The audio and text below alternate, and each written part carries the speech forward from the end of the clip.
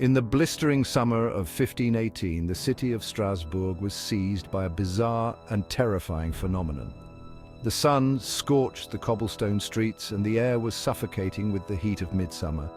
It was during this oppressive heat that an unfathomable event began to unfold. It started with a lone dancer, a woman who stepped into the street and began to dance with wild, frenzied abandon.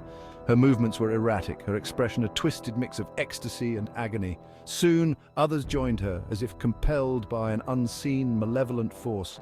Dozens, then hundreds, were consumed by an irresistible, maddening urge to dance. They danced day and night, their bodies driven to the brink of collapse.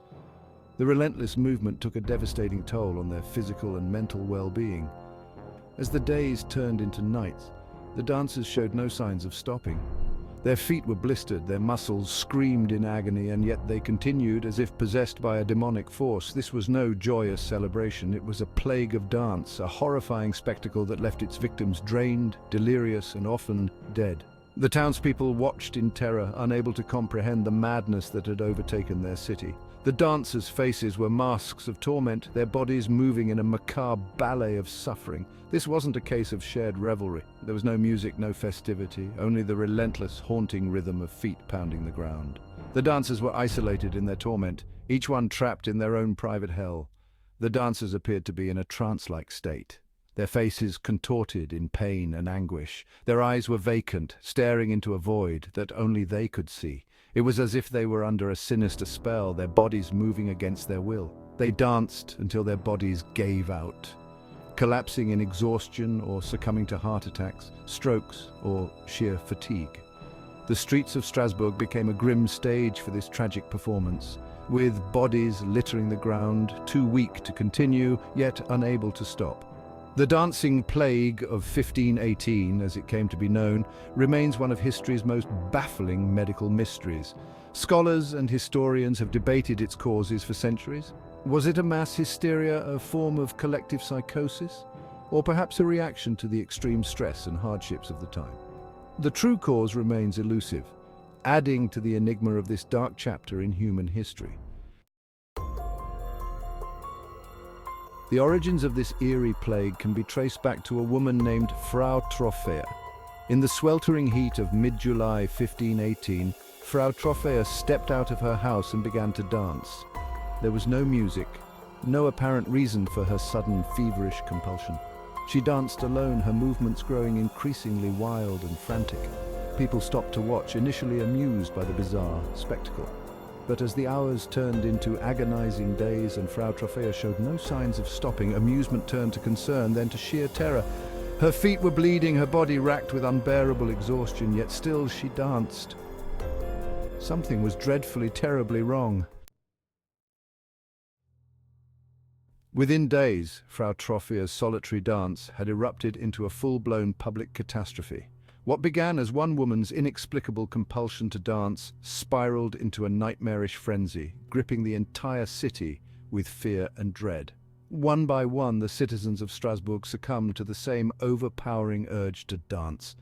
It was as if an invisible, malevolent force had seized control of their bodies, driving them to move ceaselessly without rest or reason. They joined Frau Troffea, their movements mirroring her wild, frenzied steps. The streets reverberated with the sound of shuffling feet and the gasps of horrified onlookers. The dance spread like wildfire, engulfing the city in a relentless tide of uncontrolled movement and despair. No one could fathom the cause, and no remedy could quell the dancers' relentless, feverish energy.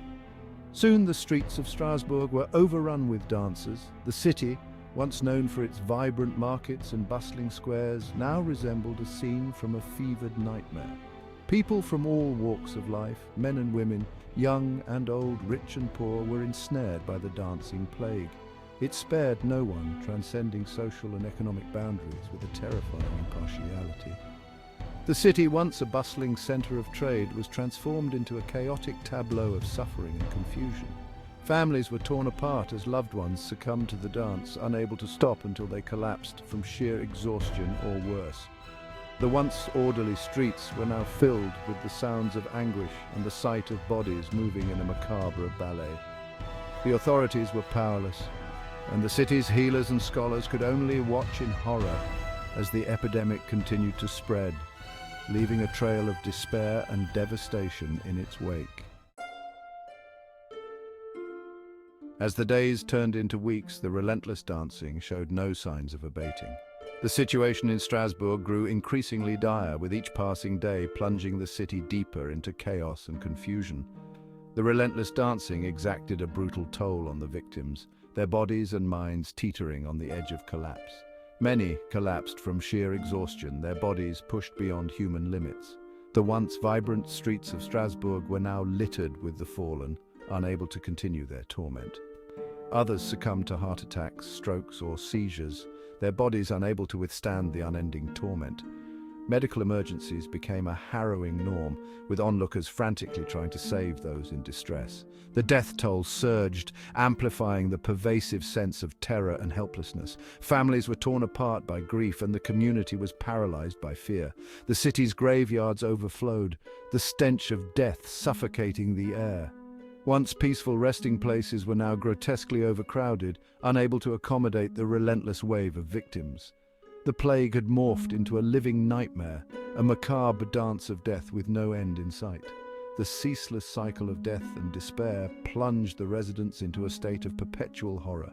The people of Strasbourg were desperate for answers, for any means to halt the madness that had seized their city. They sought solutions from doctors, priests, and anyone who might hold a glimmer of hope. The search for answers became a frantic quest as the city fought to end the suffering and reclaim peace. Confronted with an escalating catastrophe, city officials were desperate to find a remedy. Initially, they dismissed the dancing plague as mere hot blood, convinced that relentless dancing would purge the affliction. They hastily erected a wooden stage and summoned musicians, urging the tormented dancers to continue. But this strategy backfired spectacularly. The music and encouragement only fueled the frenzy, driving the dancers to the brink of madness. As the death toll soared, it became chillingly clear that a new strategy was imperative. The authorities finally grasped that they were entangled in a medical enigma, not a mere social disorder. To truly grasp the bizarre events of 1518, we must delve into the harrowing historical context. Life in 16th century Strasbourg was a relentless struggle. Famine ravaged the land, disease lurked in every corner, and religious strife tore communities apart. The city stood on the fault line of the Protestant Reformation, a period of immense social and religious upheaval. The population clung to their faith, steeped in superstition. They believed fervently in the power of saints and demons, curses and miracles. Amidst this cauldron of fear and uncertainty, the dancing plague erupted with an almost supernatural fury. It was perceived as a dire curse, a terrifying sign of God's wrath, or the sinister work of the devil. Section 7. The bread connection, ergotism as a cause. While the exact cause of the dancing plague remains shrouded in mystery, several chilling theories have emerged over the years. One of the most compelling and terrifying is ergotism. Ergot, a sinister fungus, can infest rye, a staple grain in 16th century Strasbourg. Ergot poisoning, known as ergotism, can unleash hallucinations, violent convulsions, and uncontrollable muscle spasms. It's horrifying to think that the very bread consumed by the people of Strasbourg could have been tainted with ergot, sparking the relentless and frenzied mass dancing mania. Section 8. Minds Adrift. The theory of mass hysteria. One gripping theory suggests that the dancing plague was a form of mass psychogenic illness, also known as mass hysteria. This phenomenon occurs when a group of people, often under immense stress or in a heightened emotional state, exhibit similar physical or psychological symptoms. The dire conditions in Strasbourg, famine, disease, religious strife, could have created a perfect storm for mass hysteria. The initial cases of frantic dancing, perhaps ignited by overwhelming stress or anxiety, could have spread like wildfire through social contagion, with others compelled to mimic the behavior. Just as mysteriously as it erupted, the dancing plague of 1518 came to a sudden halt. By the end of August, the once frenzied dancers had dwindled to a mere few, and the city of Strasbourg began to reclaim its shattered normalcy. The plague left behind a haunting trail of unanswered questions. What unleashed this bizarre and deadly phenomenon? Was it ergot poisoning, mass hysteria, or an enigma beyond our understanding?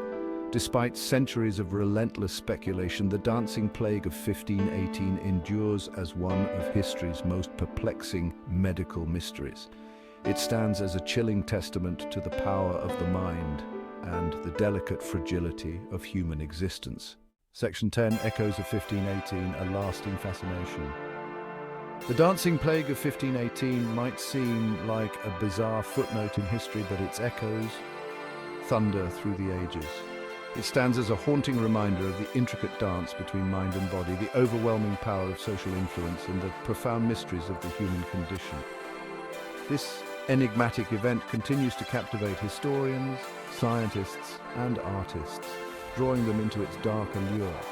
It has sparked a myriad of books, films, and even dance performances, each striving to unravel the enigma and comprehend the forces that drove an entire city to dance on the edge of oblivion.